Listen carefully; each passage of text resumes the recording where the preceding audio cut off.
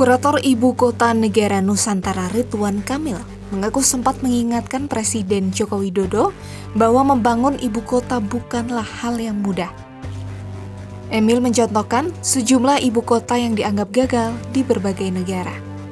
Salah satunya Myanmar, yang mana kotanya sangat sepi lantaran tidak didesain sebagai kota, namun hanya pusat pemerintahan saja.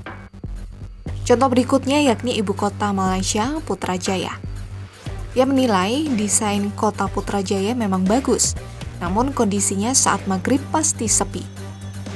Pernyataan ini disampaikan Emil dalam Rakornas Otorita IKN di Kempinski Hotel, Jakarta Pusat pada 14 Maret 2024. Saya sampaikan ke Bapak Presiden, Pak, membangun ibu kota negara tidak mudah, banyak yang gagal. Ini contohnya. Berikut. Myanmar punya ibu kota Naypyidaw lah pokoknya gitu ya.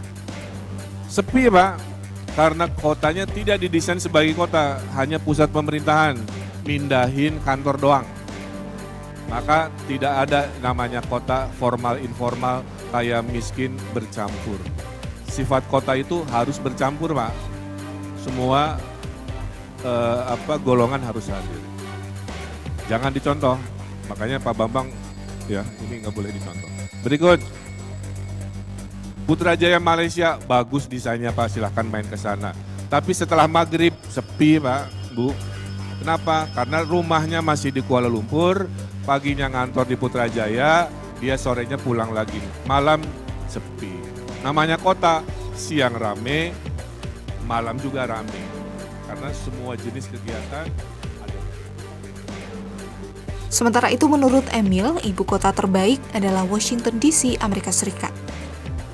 Ia mengeklaim Washington DC memang didesain dari nol, seperti yang dilakukan di IKN saat ini, dan butuh 100 tahun untuk menjadi Washington DC seperti sekarang. Oleh karena itu, Emil meminta masyarakat bersabar karena pendirian IKN tidak serta-merta berhasil dalam hitungan 5 tahun. Melainkan anak cuculah yang akan menikmati IKN sebagai kota kelas dunia di 2025.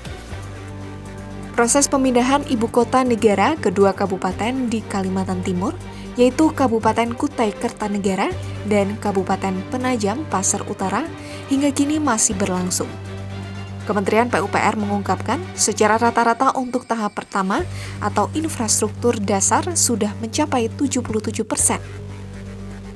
Kemudian untuk pembangunan di kawasan inti pusat pemerintahan, Istana Presiden, dan lapangan upacara, progres konstruksinya sudah mencapai 60%.